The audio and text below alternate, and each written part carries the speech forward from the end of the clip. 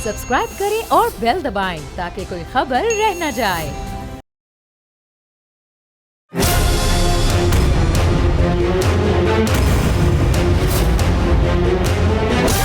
From the Islamabad studios of Bold Network, it's time for Jameel Farooqi on National Debate.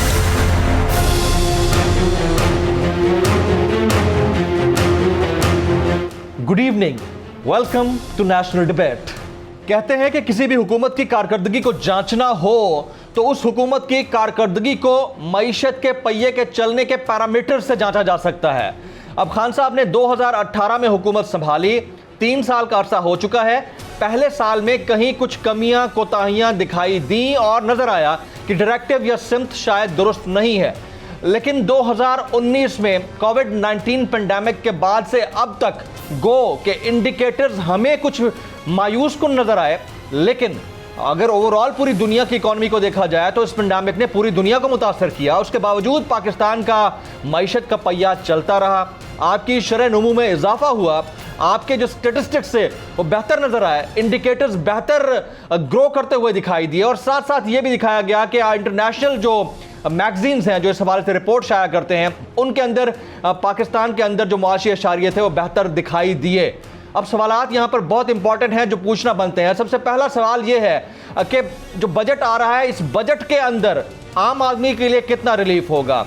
Indicators अपनी जगह पर बेहतर होते हुए दिखाई दे रहे होंगे, लेकिन पब्लिक वेलफेयर के हवाले से हम क्या करेंगे, इन्वेस्टर्स के लिए कितना रिलीफ होगा, टैक्स कलेक्शन को जो अहदाफ हमेशा रखे जाते हैं उस टारगेट को कितना पूरा किया गया गुज़िश्ता 3 साल के अंदर, और आगे जो टारगेट रखे जा रहे हैं वो टारगेट किस तरह पूरे किए जाएंगे। एक तरफ हुकूमत कहती है कि हमने रिलीफ देना है बिजनेसमैन को और प्रो बिजनेस अप्रोच होगी, लेकिन दूसरी जानिब आपको IMF के आगे भी खड़े होना पड़ता है, उनके अहदाफ को मद्देनजर रखना पड़ता है कि टैक्स कलेक्शन में आपको क्या अहदाफ रखने होंगे। लेकिन अगर कंपैरेटिव एनालिसिस किया जाए तो एक ब्रीफ कंपैरेटिव एनालिसिस हम 2017-18 और 20-21 का कर लेते हैं। हमारे पास कुछ आदाद शुमार हैं, ये आपको हम वाया टेम्पलेट्स दिखा देते हैं। पर कैपिटा इनकम या फीकस जो आमदनी है, इसको अगर 2017-18 में देखी जाए तो $1652 थी फीकस आमदनी, जो कि 2020-21 में $1543 तक कम हुई है, यानी इसमें कमी आई है। हमारी फीकस का आमदनी जो है वो मुतासर हुई है।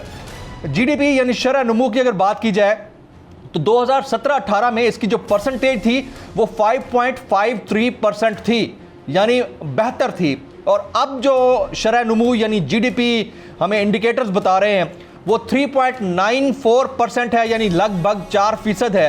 ये 2020-21 की शरह नमू है और अभी इस जो स्टैटिस्टिक्स हैं इसके ऊपर कुछ अभाम है और लोग अभी समझते हैं कि ये राइट या करेक्ट फिगर्स नहीं है। तरसीलात ज़र की अगर बात की जाए तो ये वाहिद फैक्टर है जिसने पाकिस्तान की इकॉनमी को बेहतर किया है। यानी 2017-18 में $16.482 बिलियन तरसीलात ज़र पाकिस्तान के अंदर आ रही थी, यानी बैरून मुल्क पाकिस्तानियों का हमें शुक्रिया अदा करना चाहिए, जो अब बढ़कर $24.2 बिलियन तक पहुंच गई है 2021 में। तो ये एक वाहिद फैक्टर है जिसने पाकिस्तान की मईशत को बेहतरी की जानिब गामजन किया है। सर्विसेज सेक्टर में 2017-18 में 6.3% शरह थी बढ़ोतरी की, जो कम हुई, और 2020-21 में 4.43% पर आ गई। ज़राअत की बात की जाए तो एग्रीकल्चर सेक्टर में हमें बड़ा डेंट लगा है। 2017-18 में 4% रेशो थी इसमें ग्रोथ की और 2.77% होकर रह गई है 2020-21 के अंदर। किसी तौर पंजाब ने बड़ा किरदार अदा किया और शरह नमू में इजाफे में भी पंजाब ने बड़ा किरदार अदा किया। तो आज के नेशनल डिबेट में हम इसी के ऊपर फोकस करेंगे। Agenda on the national debate पर बात करने से पहले हम बात करेंगे ट्रेंडिंग टुनाइट की। ट्रेंडिंग टुनाइट आज का हमारा हैशटैग है #budget in focus. #Budget in focus. मुझे जमील फारूकी कहते हैं। आप मेरा programme national debate Bol news पर मुलाहिजा करते हैं। Ladies and gentleman, agenda on the national debate tonight. इदारा बराए शुमारियात के आदाद शुमार में इबहाम। ऑन द डिबेट टुनाइट आज के हमारे मौजूद मेहमानान में शामिल हैं मखदूम हाशिम जमा बख्श साहब। आपका ताल्लुक रहीम यार खान से है, आप वज़ीर ख़जाना हैं पंजाब के और आपका एक ख़ानदानी सियासी बैकग्राउंड है। और हमारे दूसरे अहम मेहमान आज की इस नशिस्त में हमें ज्वाइन करेंगे जनाब डॉक्टर हफीज़ पाशा साहब। आप साबिक वफाकी वजीर बराए ख़जाना हैं और आपकी बड़ी गहरी नज़र होती है आदाद व शुमार के ऊपर। मखदूम साहब, बहुत शुक्रिया आपके वक्त के लिए। गुज़िश्ता साल आप लोगों ने प्रो बिजनेस अप्रोच अपनाई और इसको अपनाते हुए आप लोगों ने 56 अरब रुपए का बजट पेश किया और टोटल इकोनॉमिक और कोविड रिलीफ के लिए 106 अरब रुपए रखे आप लोगों ने। अगर मैं बात करता हूँ सर्विसेज टैक्स और कंस्ट्रक्शन सेक्टर की, तो इसमें स्टैंप ड्यूटी को आपने 80% रिड्यूस किया, जो मुझे अच्छी तरह याद है 5% से कम होकर 1% तक आ गई। ये सारी बातें अपनी जगह पर ठीक थी, लेकिन क्या आप लोग अपने टारगेट्स अचीव कर पाए? इससे पहले कि हम इस बजट की तरफ जाएं, ये बताइएगा कि प्रो बिजनेस अप्रोच के तहत जो कुछ आप लोगों ने किया उससे टारगेट अचीव हुए आप लोगों के? मखदूम साहब। जी शुक्रिया जमील साहब, it's a pleasure to be on your show. Thank you sir. मैं ये अर्ज़ करता चलूँ कि ये साल ने हमें फोर्स किया था कि हम एक नई सोच अपनाएं हर वक्त, वरना फोकस यही रहता है हर हुकूमत का कि किसी तरीके से टैक्स पे ज़्यादा फोकस करे, उसकी वो बढ़ाने के लिए, बजाय कि बिजनेसेस को फ़रोग दे ताकि बिजनेसेस का वॉल्यूम बढ़े और उस वॉल्यूम की वजह से टैक्स को बढ़े।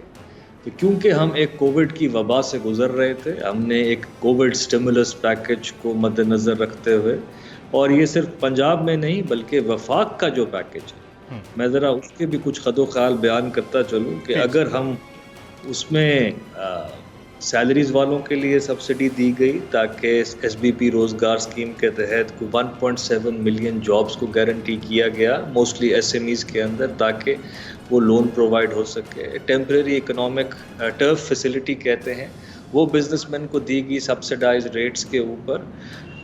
उसके अलावा बहुत सारी चीज़ें रीफाइनेंस की गई, जहाँ जहाँ हुकूमत इंटरवीन करके पॉजिटिव चीज़ें कर सकती थी। उसी की आज वजह है कि हमारी GDP 4% के करीब पहुंच रही है। उसी की वजह है कि आज जो लार्ज स्केल मैन्युफैक्चरिंग है 9% पे, क्योंकि हमने एक प्रो बिजनेस बजट लेके आए हैं। ये पंजाब में भी सक्सेसफुल रहा है। PRA की growth is above 30% year to date. हमने एक तो टैक्स बेस पे फोकस किया है, जहाँ जहाँ हमने लीकेजेस थी उनको प्लग किया। बट याद रखिएगा, ग्लोबली भी जब वबाएं या ग्लोबल पैंडेमिक्स आते हैं तो मुल्कों की हुकूमतों का फ़र्ज़ होता है कि वो अपनी बिजनेसेस को प्रोटेक्ट करें। एम्प्लॉयमेंट में हुकूमतें, गवर्नमेंट सेक्टर एक हद तक ही एम्प्लॉयमेंट जनरेट कर सकता है, ज़्यादातर एम्प्लॉयमेंट जनरेशन प्राइवेट सेक्टर से आती है।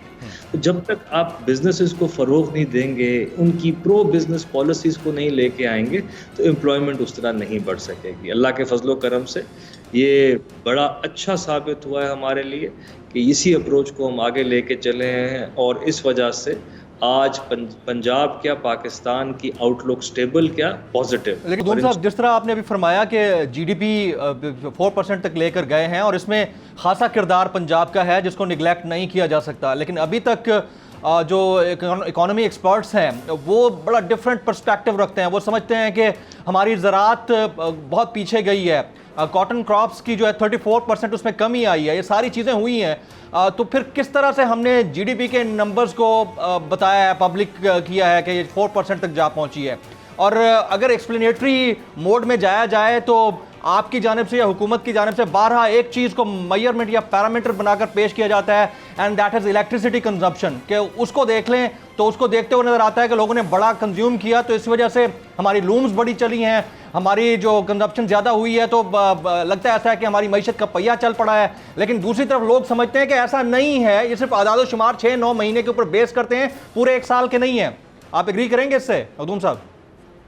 नहीं, मैं इससे डिसएग्री इसलिए करता हूँ क्योंकि वो ज़रूरी इंडिकेटर है एनर्जी वाला। एनर्जी कंजम्पशन आपकी बैकबोन है, वो बताती है कि देखें जितना आप अंदर ईंधन डालेंगे उतनी ज़्यादा प्रोडक्शन होगी ना, तो आपकी energy requirements are exactly link to your GDP। तो ये कह देना कि जी वो एक आप इंडिकेटर पेश करते हैं, मैं और भी आपको काफ़ी बता देता हूँ। बताएं। Large scale manufacturing growth is up by 9%, food was up by 20%, minerals up by 22%, pharma is up by 12%. Fertiliser is up by 6%, cements की डिस्पैचेस 17% से बढ़ गई हैं, आपकी मोटर बाइक्स की सेल 17% बढ़ गई है, आपने जो बेहतर सपोर्ट प्राइस दी है वीट पे और क्रॉप्स के अंदर टाइमली पेमेंट्स इंश्योर की हैं, 53% tractor sales are up, agrarian economy के अंदर की वजह से गाड़ियों की सेल्स भी अपटेक में है, 24% से वो बढ़ रही हैं, fertiliser sales are on the increase. So all these are key indicators कि आपकी इकोनॉमी अब स्टेबलाइज होने के बाद एक ग्रोथ मोड में आ रही है। बड़ी अच्छी बात है मखदूम साहब, बड़ी अच्छी बात है। मैं आपको सेकंड करूंगा इस बात के ऊपर, लेकिन कहीं और भी बढ़ोतरी का इंडिकेटर सामने आया है। ब्यूरो ऑफ स्टैटिस्टिक्स ने इंडिकेटर ये दिया कि लोगों के खाने पीने की जो कंजप्शन है वो 15% तक इंक्रीज हुई है एक साल में। एक तरफ ये कहा जा रहा है, दूसरी तरफ हमारी जो पर कैपिटा इनकम है या फी का आमदनी है वो देखें तो हमारी $1650 से $1500 तक चली गई, नीचे चली गई है। तो एक तरफ हम ये कहते हैं कि लोग खा ज़्यादा रहे हैं, दूसरी तरफ हम कहते हैं कि उनके पास कुव्वत खरीद नहीं है। तो हमारे आदाद शुमार में तो ये जो कॉन्फ्लिक्ट है ये तो हमें नज़र आ रहा है सर।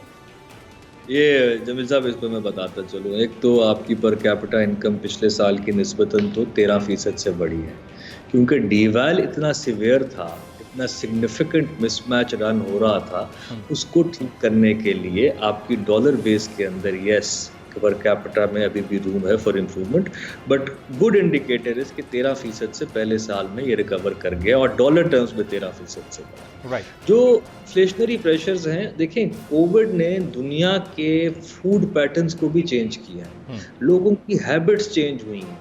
ये ग्लोबल इफेक्ट है। अगर आप फूड इन्फ्लेशन का देखें, अमेरिका इससे गुजर रहा है, बाकी ममालिक इससे गुजर रहे हैं, क्योंकि लोगों के जो नॉर्मल बिहेवियर है उससे हट के पैटर्न्स आए हैं ऑफ कंजम्पशन, उसका इम्पैक्ट लामहला आया है। हम कोशिश ये कर रहे हैं, देखिए इस बार हमारा फ़ायदा ये हुआ है कि हमारा जो सबसे स्टेबल डाइट है वीट, उसके अंदर अल्लाह के फजलो करम से प्रोडक्शन अच्छी हो गई। We have seen almost 10% increase over the last 3 years in wheat production. तो थोड़ा सा इकोनॉमिक स्टेबलाइजेशन इसके थ्रू भी आएगी। मैं यहाँ ये भी कहता चलूँ कि जहाँ इन्फ्लेशनरी प्रेशर्स आते हैं वहाँ हुकूमत इंटरवीन करके सब्सिडाइज करती है। पंजाब में मैं आटे की बात जरूर आपको बताता चलूं कि इवन 1500 से बढ़ के 1450 पौने 1500 और अब 1800 पे है वीट की प्राइस। बट हमारे यहाँ फोकस था कि क्योंकि ये सबसे स्टेबल आइटम है, स्टेपल आइटम है डाइट के अंदर, इसकी आटे का बैग 900 रुपए से ऊपर ना जाए, तो हुकूमती प्राइस 860 पे ही फिक्स हुई हुई। और इस साल 80 अरब रुपए की सब्सिडी दी जा रही है इसी मद के अंदर कि आटे की कीमत, क्योंकि ये मेन इंडिकेटर होता है इन्फ्लेशन के अंदर कि आप फूड कंजम्पशन को क्या कर रहे हैं। और हमारे यहाँ ये बेसिक रिक्वायरमेंट है, हमने इसको 900 के अंडर रखा है, जबकि सिंध के अंदर ये 1300 रुपए तक जा चुका है, कराची के अंदर। तो हम अपनी तरफ से पूरी एफर्ट कर रहे हैं। अगले साल हमारा ये इरादा है कि हम वीट को एक टारगेटेड सब्सिडी अप्रोच के तहत उन लोगों को देंगे जो टोटली डिजर्विंग है, और आहिस्ता आहिस्ता इस सब्सिडी को कम करते हुए इसको और इलाकों में फैलाएं। राइट। अच्छा मखदूम साहब, अब जिस तरह आप जीडीपी का बता रहे थे कि 4% तक हो गया है, तो अच्छी बात है, इंडिकेटर्स पॉजिटिव हों तो चीज़ें और ज़्यादा बढ़ोतरी की तरफ बढ़ती हैं, इसमें कोई शक नहीं है। लेकिन हैविंग सेड दिस ऑल, हम फिर बाउंड भी हैं आईएमएफ से चीज़ें मनवाने में और उनकी शराइत के ऊपर काम करने में, मजबूरी है हमारी। तो आईएमएफ तो कहता है कि आप ज़्यादा से ज़्यादा टैक्स कलेक्ट करके दिखाएं। एक तरफ हम छूट दे रहे हैं, दूसरी तरफ हम टैक्स कलेक्शन के लिए कंपल्शंस के अंडर आ रहे हैं, कंडीशनलाइज हो रहे हैं।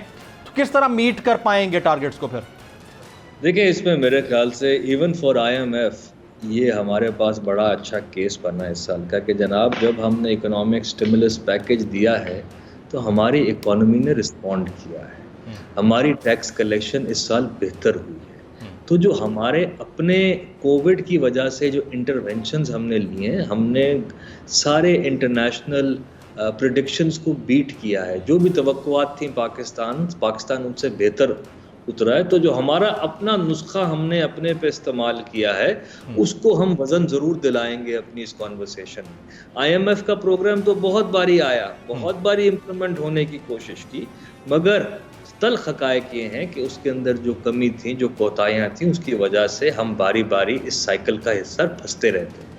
इस बारी हम ये देख रहे हैं कि उनकी तदाबीर जो उन्होंने बताई हैं और साथ साथ जो हमने अपना होम ग्रोन एक स्टिमुलस का सोल्यूशन बनाया कि यार प्रो बिजनेस और ग्रोथ ओरिएंटेड फोकस अगर हम रखें तो हम दोनों चीजें अपने अज़ाइम में पूरा उतर सकते हैं। हम हदाफ अपने आदाफ मुकम्मल कर सकते हैं, उनको अचीव कर सकते हैं, और साथ साथ जो हमारी ग्रोथ का फोकस है, हमारा इतना बड़ा एक यूथ बल्ज है, हमने इनकी एम्प्लॉयमेंट को क्रिएट करना है। और जब तक आपका इकोनॉमिक ग्रोथ 7-8% पे नहीं होगी, हमारी अनएम्प्लॉयमेंट रेट उस तरह से कम नहीं होगा जिस तरह से हम चाह रहे हैं।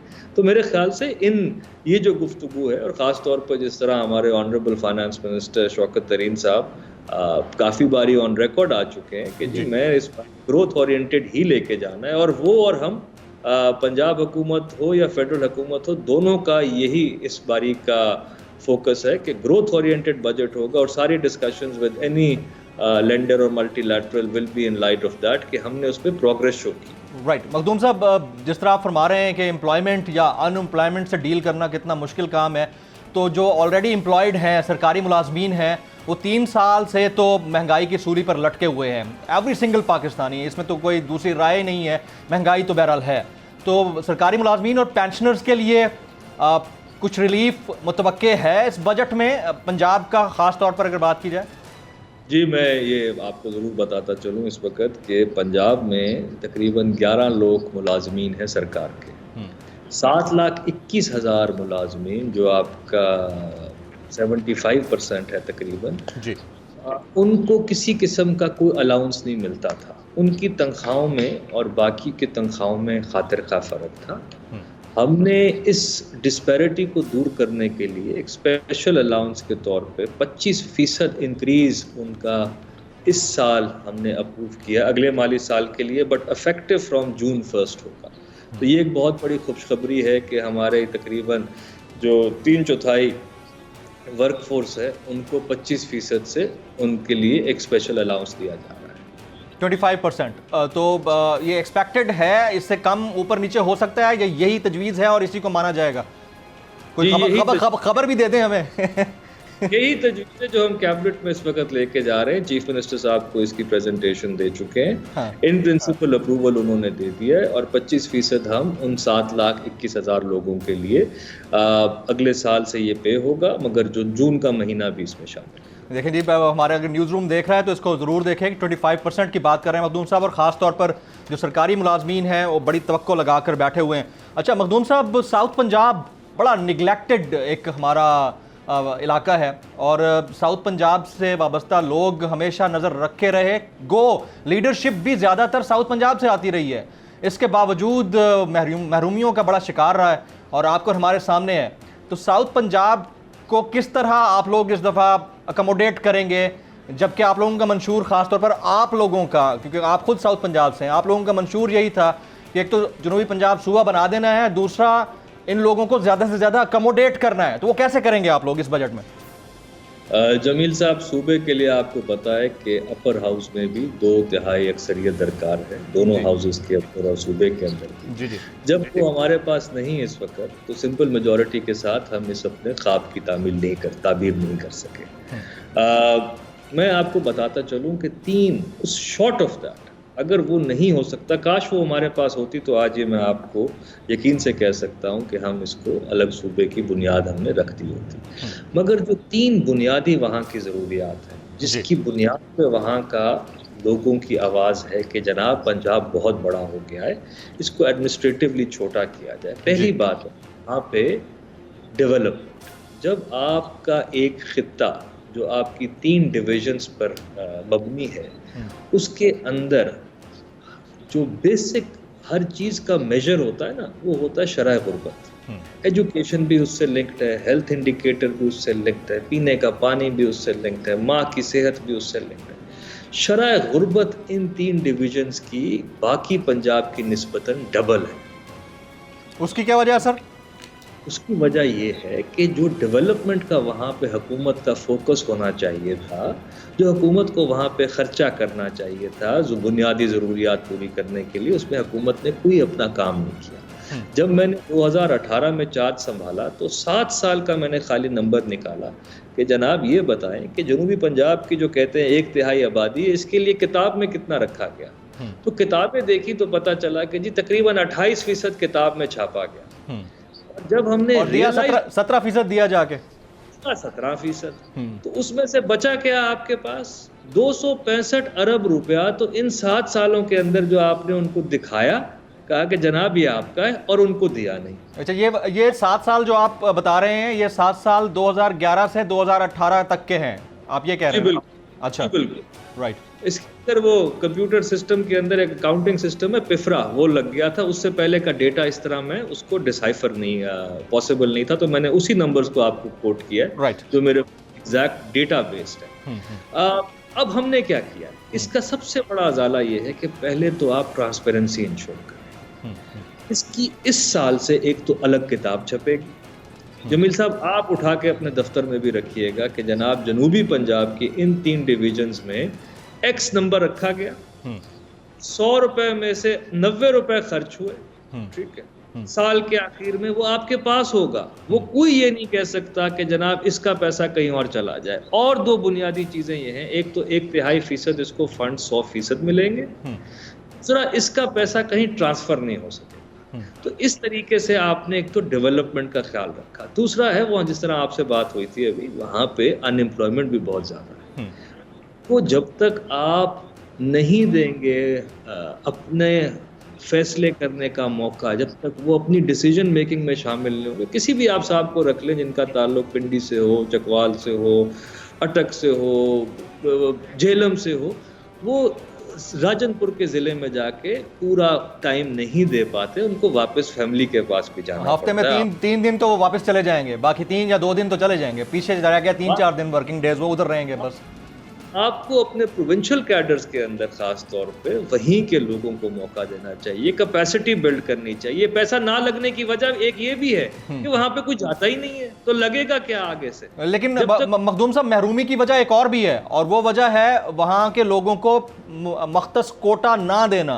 तो कोटे की तरफ तो जाना पड़ेगा, कम से कम सरकारी मुलाजमीन के लिए तो कुछ मख्तस किया जाना चाहिए ना, कि पंजाब के अंदर अगर कुछ है तो उसमें इतना हिस्सा पंजाब के लोगों का है जो मुलाजमत ले सकते हैं।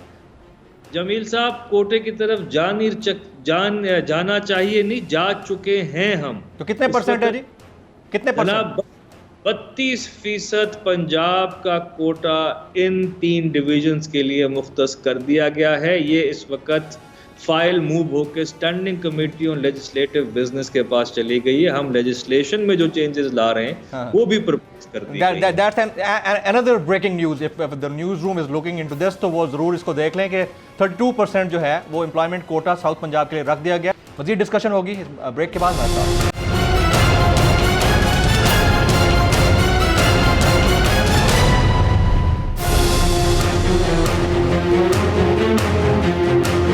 Welcome back. वज़ीर ख़ज़ाना पंजाब जनाब मखदूम हाशिम जमा बख्श साहब हमारे साथ मौजूद हैं। मखदूम साहब, again very warm welcome sir.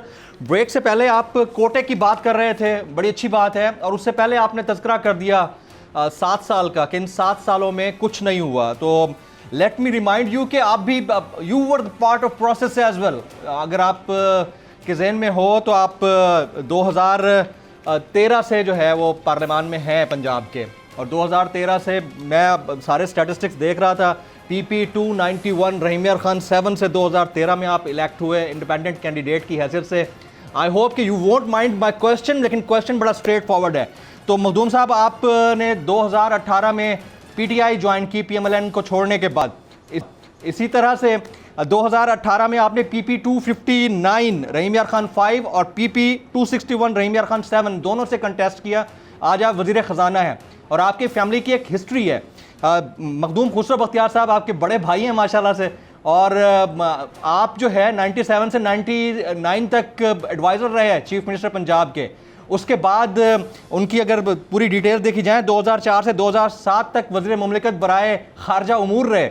उसके बाद 2017 से 2018 तक chairman standing committee on foreign affairs रहे, और अब माशाल्लाह पिछले 2018 से अब तक कई मिनिस्ट्रीज़ उनके पास रही हैं। तो आप दोनों भाई साहबान भी पार्ट ऑफ द प्रोसेस रहे हैं। तो फिर हम ये कहें कि सिर्फ गुज़िश्ता अदवार हुकूमत ने गलत किया साउथ पंजाब के लोगों के साथ, तो ये ज़्यादती नहीं होगी सर?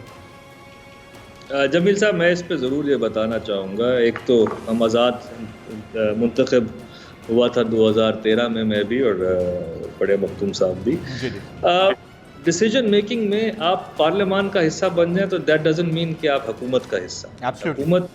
हुकूमत में डिसीजन मेकिंग बहुत सेंट्रलाइज्ड रही है पहले। अगर वाकई पहली बारी किसी ने जनूब की बात की है तो वो हमारी हुकूमत ने ही शुरू किया है, वो पीटीआई ने इसको मैनिफेस्टो का हिस्सा बनाया।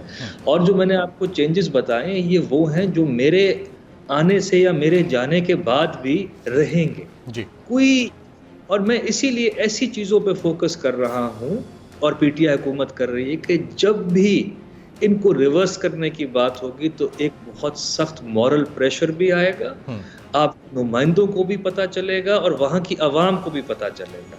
हमेशा से जो किया गया है कि वहाँ लोगों की बात की गई है बट उनके लिए कोई फिक्सेस नहीं किए गए। तो इसीलिए मैं कहता चलूँ, जब आप जनूबी पंजाब की इस रिंग फेंस को ख़त्म करेंगे कि उनका पैसा कहीं और लगाएंगे तो आपको ये अप्रूवल लेना पड़ेगा। आप जब उनकी किताब को छापना बंद करेंगे कि जनाब आपको पैसे इतने मिल रहे हैं, इतने लग रहे हैं, ये अलग से अपनी किताब देख लो, जब उस किताब को छापना बंद करेंगे तब आवाम आपसे पूछेगी। जब कोटे को आप रिवर्स करने जाएंगे तब जनूबी पंजाब की आवाम आपसे पूछेगी। जब वहाँ के मुल्तान और बहावलपुर में बैठे हुए सेक्रेटरीज और एडिशनल चीफ सेक्रेटरीज को आप रोल बैक करने की कोशिश करेंगे तब आवाम आपसे पूछेगी। इन तीनों मेन इकदाम के बाद मेरा नहीं ख्याल कि कोई भी ऐसे इरिवर्सिबल स्टेप्स को वापस कर सकता है। तो अगर आप पूछते हैं कि हमारा सबसे बड़ा कंट्रीब्यूशन क्या है, तो short of a new administrative unit ये तीन बड़े फंडामेंटल्स प्रिंसिपल्स को इरिवर्सिबल बनाना मेरे ख्याल से जनूबी पंजाब की तकदीर बदलने में बहुत बड़ा किरदार अदा करती है। Very apt and very logical. मैं ये चीज़ रखना चाह रहा था पब्लिक के सामने कि आप खुद इसका जवाब दें, क्योंकि सोशल मीडिया से लेकर हमारे डायरेक्ट कॉन्टैक्ट नंबर्स तक साउथ पंजाब से लोग इसी तरह के मैसेज करते हैं कि ये पूछें, सवाल पूछें, और आपने बड़ा लॉजिकल जवाब दिया क्योंकि आप पावर कॉरिडोर्स में थे और हैं, लेकिन आपके पास पोजीशन वो नहीं थी या वो अथॉरिटी नहीं थी कि आप वो कर पाते। तो अब जब आई है तो कम से कम कहीं ना कहीं से तो स्टार्ट करना है, तो एटलीस्ट स्टार्ट तो हो रहा है। और आप वज़ीर ख़जाना बराए वज़ीर ख़जाना नहीं हैं, आपने बाकायदा तौर पर डिग्री ले रखी है, आप कॉमर्स को बड़े अच्छे से समझते हैं। तो जो ये तो वज़ारत ख़जाना की बात हो गई, अब आपका नाम गुज़िश्ता तकरीबन 1.5 साल से सीएम शिप के लिए भी आता रहा है। तो एक यंग पॉलिटिशियन जिनका ताल्लुक साउथ पंजाब से है, और आपके सीएम भी साउथ तो कह सकते हैं साउथ पंजाब से ही हैं, वो भी तो डेरा गाजी खान से, तो वो भी सराइकी हैं, उधर से ही हैं। तो आपको कैसा लगता है जब आपका नाम सीएम शिप के लिए आ रहा होता है, और हो सकता है आने वाले दिनों में कभी आ भी जाए? जी मेरे ख्याल से तो कैसा है, ये क्यासा राइयाँ तो पहले महीने से शुरू हो रही हैं, बट प्राइम मिनिस्टर साहब इज़ वेरी क्लियर। और आई थिंक जो हमारी हुकूमत का एक मेन फ़र्क ये है कि हमने मिनिस्टीरियल एक टियर था जो पहले ख़त्म होता था, या खाली चीफ मिनिस्टर थे और सारे फैसले हुआ करते थे। इन चीफ मिनिस्टर बुज़दार साहब ने अपने मिनिस्टर्स को बहुत फ्रीडम दिया है काम करने का, परफॉर्मेंस देने का। 11 करोड़ आवाम की सूबे के लिए अगर वज़रा अपने महकमों की जिम्मेदारी ना लें और काम ना करें तो वो सिस्टम चल ही नहीं सकता था। तो मेरे ख्याल से वज़ीर आज़म साहब के जो फैसले हैं दे वर वेरी राइट, हम उन्हीं को आगे लेके चल रहे हैं और पंजाब के अंदर एक खुशहाली का दौर शुरू हो रहा है। मैं उम्मीद रखता हूं कि पोस्ट बजट अनाउंसमेंट में आपके साथ इसके जो अहम कदोखाल हैं इस बजट के उनके बारे में भी आपके साथ एक एक्सक्लूसिव नशिस्त रखेंगे। आप बजट दे लें, बजट के बाद हम बैठेंगे और उन डिटेल्स के ऊपर जो पॉइंटर्स हैं, इंडिकेटर्स होंगे, साथ साथ आप लोगों ने जो चीज़ें मख्तस की उसके ऊपर हम ज़रूर बात करेंगे। आपने भी प्राइम मिनिस्टर साहब की बात की, उनके वाकई डिसीजन बहुत अच्छे हैं। जाहिर है कि एक बुरी हालत में आपको एक चीज़ मिली और उसको ठीक करने में टाइम तो लगता है, बट ये जो कैबिनेट रीशफल चाहे वो फेडरल हो या पंजाब की हो, बार बार होना, do you think is it right Makhdoom साहब? देखिए आई थिंक टीथिंग इश्यूज तो ज़रूर आते हैं जमील साहब। ये कह देना कि जी ये पहले दिन से ही चीज़ें ठीक चल रही हों, लोगों का पता हो, ब्यूरोक्रेसी में भी यही होता है कि आप देखते हैं क्या सेक्रेटरी किस काम के लिए अच्छा है, किसका एप्टीट्यूड किस तरफ ज़्यादा है, रुझान किस तरफ है, बेहतर की क्या परफॉर्मेंस है। मेरा ख्याल है ओवरऑल आप हमें 5 साल में जज करें, ये किसको क्या इनिंग्स कितनी देर के लिए खिलाई जाए, that is not of important, larger picture. Right. अच्छा सर, लास्ट ईयर आपने बजट स्पीच जो की थी, मैं उसको देख रहा था, बड़ी मैं तफसील से उसको देखा। आपने फेडरल रिसोर्सेज में तकसीम के तहत टैक्सों की मद में 49 खरब 63 अरब रुपए की आमदन की तवक्को जाहिर की थी। कौमी मालियाती कमीशन की अगर बात की जाए तो इसमें सूबे पंजाब को 14 खरब 33 अरब मिलने का कहा था। साथ में जो प्रोविंशियल टैक्सेस है उसका टारगेट 3 खरब 17 अरब रुपए आपने रखा था, ये आपके वो टारगेट्स थे जो आप समझते थे कि अचीव हो जाएंगे। मुझे ये पूछना है क्योंकि अब तो आप नेक्स्ट बजट की तरफ जा रहे हैं ना, तो वो जो टारगेट्स थे वो अचीव हुए नहीं हुए या कितने परसेंट हुए?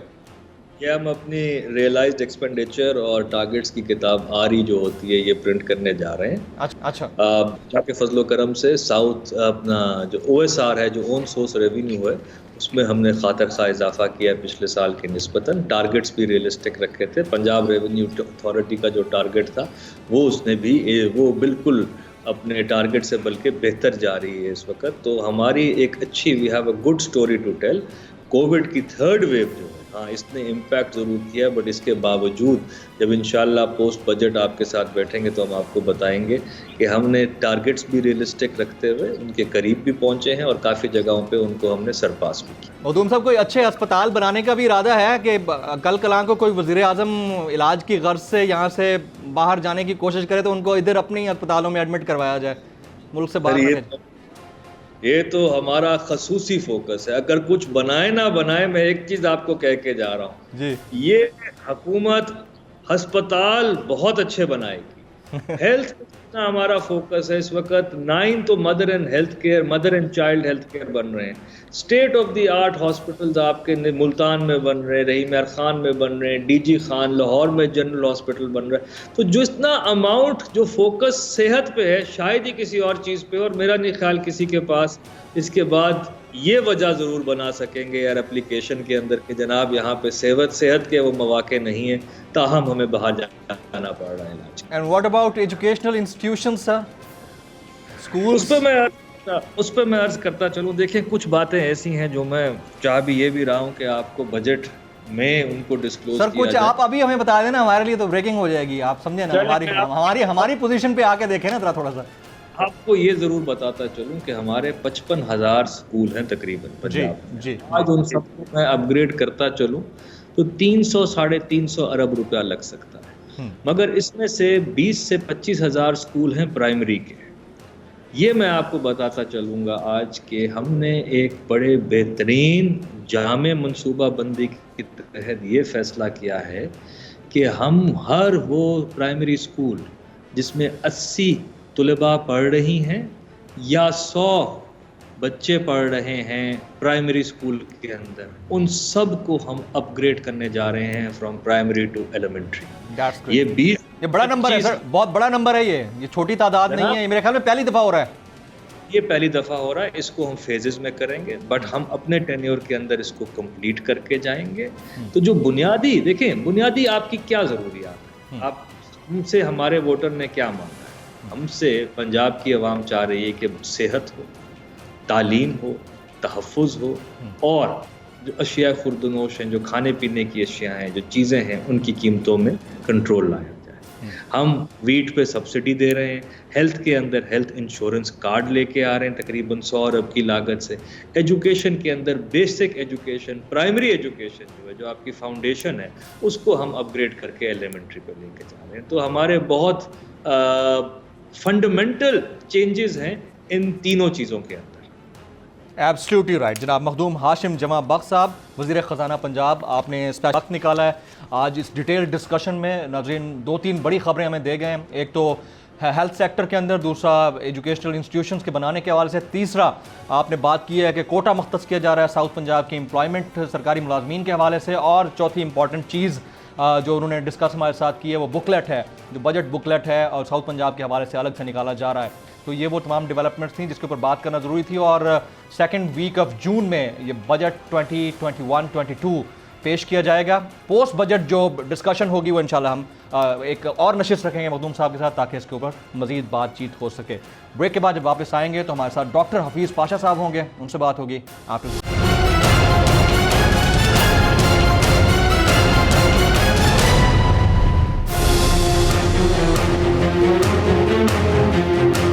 Welcome back. प्रोग्राम के इस हिस्से में डॉक्टर हफीज़ पाशा साहब, साबिक वफाकी वज़ीर ख़जाना, हमारे साथ मौजूद हैं। Very warm welcome to the show sir, बहुत शुक्रिया आपके वक्त के लिए।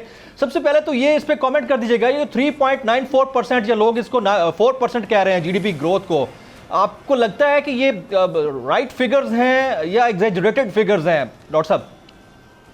बिस्मिल्लाहिर्रहमानिर्रहीम। देखिए, मसला ये है कि पिछले साल जो कोविड का पहला अटैक हुआ था, उसके बाद में माशी हालात मार्च से जून तक बहुत ख़राब हो गए। और आपको याद होगा कि हमारे बरामदात में 33% कमी आई, हमारे इन्वेस्टमेंट में 25%, इस तरह बहुत से नुकसानात हुए जी। तो 4% जो है वो उस लिहाज से है कि जो पिछले साल जो लेवल था वो गिर गया था। तो ये अगर आप दोनों साल को मिला लें तो हमारा अंदाज़ा ये है कि नेट जो है 2 साल में, पिछले साल हमारा एस्टिमेट ये है कि शरह नमू -2.1% है जी। ये कोविड की वजह, बहुत ज़्यादा नुकसानात की वजह से। राइट। हुकूमत के या पाकिस्तान ब्यूरो ऑफ स्टैटिस्टिक्स कहती है कि ये सिर्फ शरह नमू में कमी 0.5% जी। तो अगर आप दोनों साल मिला लें तो हमारा अंदाज़ा जो है कि 2 साल में 1.8% का इजाफा हुआ है। और वो ये कह रहे हैं पीबीएस वालों के तकरीबन 3.4% का इजाफा, तो फ़र्क है।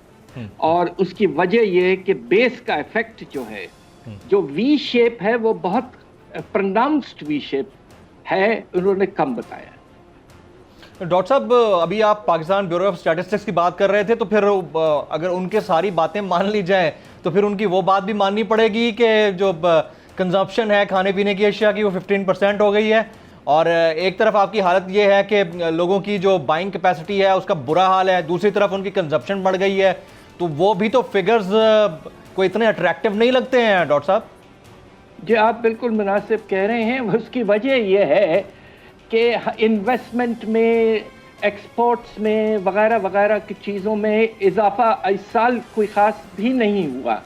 तो 4% हासिल करने के लिए, जिसे हम रेजिडुअल कहते हैं, उन्हें मजबूरन प्राइवेट कंजम्पशन यानी कि जो खर्चे रोज़ाना के करते हैं लोग, उसमें वो 15% बता रहे हैं। और अगर आप कीमतों का असर निकाल दें तो 7% वो कह रहे हैं कि उसमें इजाफा हुआ। अगर ऐसा होता तो अल्लाह के फजल से हमारे मुल्क के अवाम के हालात बहुत ही अच्छे होते, मगर मुझे अफसोस से कहना पड़ता है कि ऐसी बात नहीं है।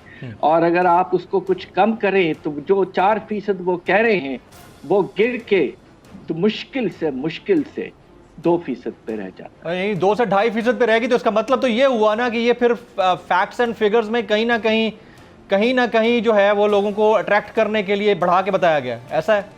जी, बात यह है कि देखिए, जब अप्रैल के महीने में पाकिस्तान ने अपना बजट स्ट्रैटेजी पेपर छापा था अप्रूवल कैबिनेट के बाद, और उसमें उन्होंने 2.9% बताया था शरह नमू इस साल की।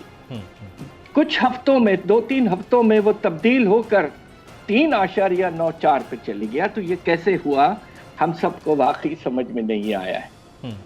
हमारे पास सब सांस लेने की कितनी गुंजाइश है? अब इस टर्मिनोलॉजी को आप ज़्यादा बेहतर समझते होंगे, कितनी गुंजाइश है इस साल, अगले साल?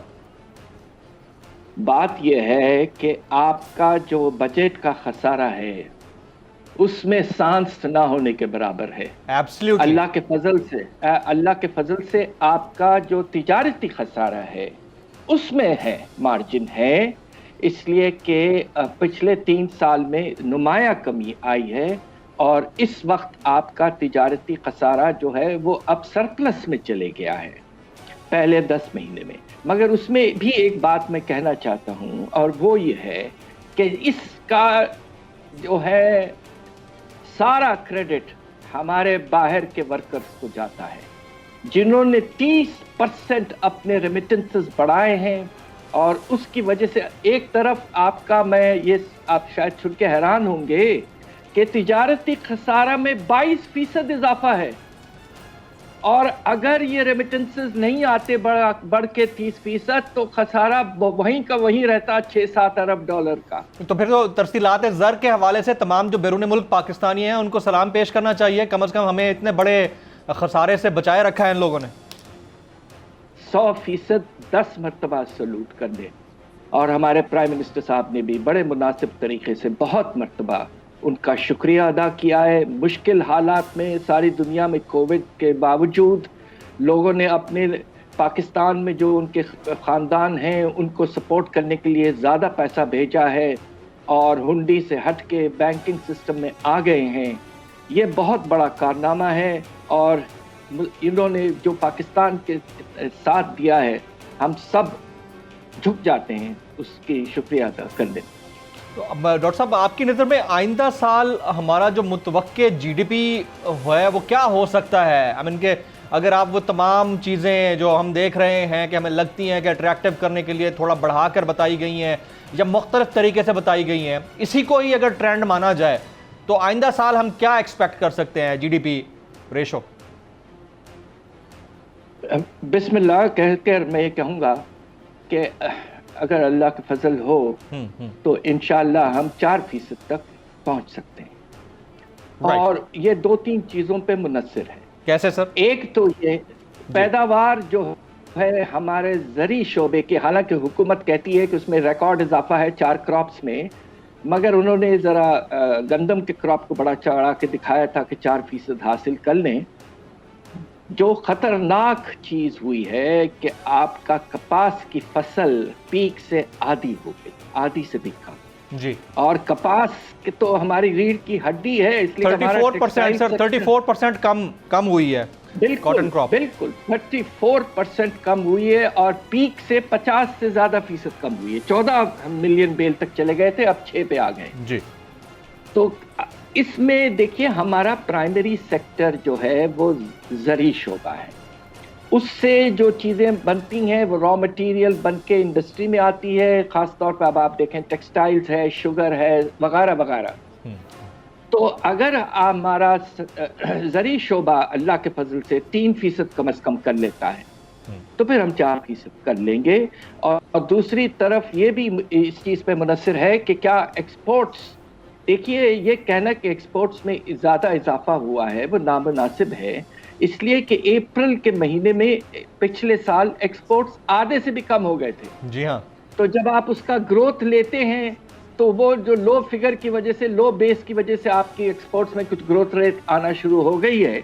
उससे पहले ग्रोथ रेट सिर्फ 2 या 3% थी। राइट। अच्छा डॉक्टर साहब, ये एफबीआर ने जो टैक्स कलेक्शन के हवाले से फिगर्स दिए हैं, 4100 अरब से भी ज़ायद की टैक्स कलेक्शन, और हमारे प्राइम मिनिस्टर ने उसके ऊपर एक ट्वीट भी कर दिया कि 18% जो है वो इजाफा हुआ है टैक्स कलेक्शन में। तो ये फिगर्स आपकी नज़र में दुरुस्त हैं बतौर साबिक वफाकी वज़ीर ख़जाना? मार्च से पहले हमारे रेवेन्यूज में मुश्किल से 6 या 7% इजाफा था। ये बढ़कर 18% पे कैसे चले गया? उसकी एक वजह बहुत ही वाज़ेह है जी। पिछले साल मार्च, अप्रैल, मई, जून में आपने एफबीआर कोविड की वजह से रेवेन्यूज कलेक्ट नहीं कर पाई थी और रेवेन्यूज में 25% कमी आई थी। ये मैं कितने मर्तबा कहूँ, ये बेस इफेक्ट है, ये नॉर्मल ग्रोथ नहीं है। तो प्राइम मिनिस्टर साहब को तो कोई बताता नहीं होगा कि साहब पिछले साल चूंकि फिगर कम हो गया था तो इसलिए ग्रोथ ज्यादा नजर आ रही है। जब हालात मामूल पे थे फरवरी तक पिछले साल, उसके बरक्स आपकी ग्रोथ रेट सिर्फ 5 या 7% थी। तो देखिए ये विद ऑल ड्यू रिस्पेक्ट जो इंफॉर्मेशन दी जाती है सोच समझ के देना चाहिए। अभी भी कुछ लोग मुल्क में ऐसे हैं जो रिसर्च करते रहते हैं। जी जी, कोशिश करते हैं सर, हम भी स्टूडेंट्स हैं इकोनॉमी के, इकोनॉमिक्स के, थोड़ा सा बहुत पढ़ लेते हैं। क्या आप अब IMF के हद से ज़्यादा सख्त रिफॉर्म्स एक साथ एक्सेप्ट कर लेना दुरुस्त कदम था गवर्नमेंट की जानिब से सर? बिल्कुल नामुनासिब था। देखिए एक वक्त पर आप अपने रेवेन्यूज को तकरीबन 1300 अरब यानी कि 25% से ज़्यादा, दूसरी तरफ आप बिजली की कीमत 35% से ज़्यादा, तीसरी तरफ आप पेट्रोलियम लेवी को 10-12 रुपए से बढ़ाकर फिर वापस 30 रुपए पे लाएं, बहुत से और चीज़ें करें, स्टेट बैंक को टोटल ऑटोनॉमी दे दें और आप ऐसे ऐसे चीज़ें करें। एक वक्त पे सब मिल मिलाकर ऐसा रिफॉर्म एजेंडा पाकिस्तान के तारीख में IMF ने कभी पहले पेश नहीं किया। और ऐसी रिफॉर्म एजेंडा को किसी हुकूमत ने पहले माना ही नहीं। ये इनफीजिबल है, ऐसा हो नहीं सकता एक वक्त पे कि आप इतना बड़ा बोझ डालें अवाम पर जो इस वक्त ऑलरेडी पिस चुके हैं। 35% बिजली। अब आपने सर बिजली की बात की है तो मैं एक सवाल, एक ज़िमनी सा सवाल, अभी मेरे साथ मखदूम हाशिम जमा बख्त साहब मौजूद थे, पंजाब के वज़ीर ख़जाना, उनसे मैंने ये सवाल किया कि आप लोग एक तो शरह नमू ये बताते हैं और साथ साथ आपकी जो टैक्स कलेक्शन का मामला है वो अलग मामला है, उसमें हमें लग रहा है कि कहीं ना कहीं जो फिगर्स हैं उसको चेंज किया गया है। तो वो कह रहे हैं कि जी शरह नमू इसलिए बढ़ रही है क्योंकि हमारी इलेक्ट्रिसिटी कंजप्शन बहुत ज़्यादा है। तो आप तज़किरा कर रहे थे इलेक्ट्रिसिटी का, तो मैं पूछना चाह रहा हूँ कि इलेक्ट्रिसिटी कंजप्शन क्या पैरामीटर हो सकता है ये गेज करने का कि हमारी शरह नमू कैसे बढ़ रही है? अफसोस है कि पंजाब का फाइनेंस मिनिस्टर ये बात कह रहे हैं, माशाल्लाह काबिल हैं, मगर इस साल अगर कहीं शरह नमू में कमी आई है तो वो बिजली के और गैस के शोबे में 22.4% बता रहे हैं गिरावट। मैं आपसे ये पूछ रहा हूं और अपने पीबीएस वालों से भी पूछना चाहूंगा, भाई आप बता रहे हैं कि बिजली की इस्तेमाल, गैस की इस्तेमाल 22% से ज्यादा गिरी है, तो कौमी पैदावार में 4% और सनती पैदावार में 9% इजाफा कैसे हो गया? कैसे हो गया? एब्सोल्युटली, ये तो बच्चे भी पूछेंगे। एब्सोल्युटली। मेरे शागिर्द जो अंडर ग्रेजुएट है वो मुझसे उस दिन पूछ रहे थे, सर आप ये बताएं कि क्या हमारे सनतों की एफिशिएंसी इतनी बढ़ गई एक साल में कि 9% ग्रोथ बताई मगर बिजली की इस्तेमाल 22% कम हो गई। अब मैं क्या जवाब दूं? Absolutely right, very right sir, very right. जनाब डॉक्टर हफीज़ पाशा साहब, बड़ी डिटेल कन्वर्सेशन हुई है हमारी शरह नमू से और इंडस्ट्रियल सेक्टर के अंदर जो जो कुछ हो रहा है और पाकिस्तान ब्यूरो ऑफ स्टैटिस्टिक्स जो जो चीज़ें बता रहा है उसके ऊपर हमने डिटेल बात की है। जो अशारिये हैं वो तो दुरुस्त नज़र आ रहे हैं बज़ाहिर, लेकिन जो एक्सपर्ट्स हैं वो समझते हैं कि कहीं ना कहीं ज़रा अट्रैक्ट करने के लिए पब्लिक को चीज़ें चेंज ज़रूर की गई हैं। आज के प्रोग्राम में हमने 2 मौजूद मेहमानान से डिस्कशन की है। प्रोग्राम से जमील फारूकी को इजाज़त।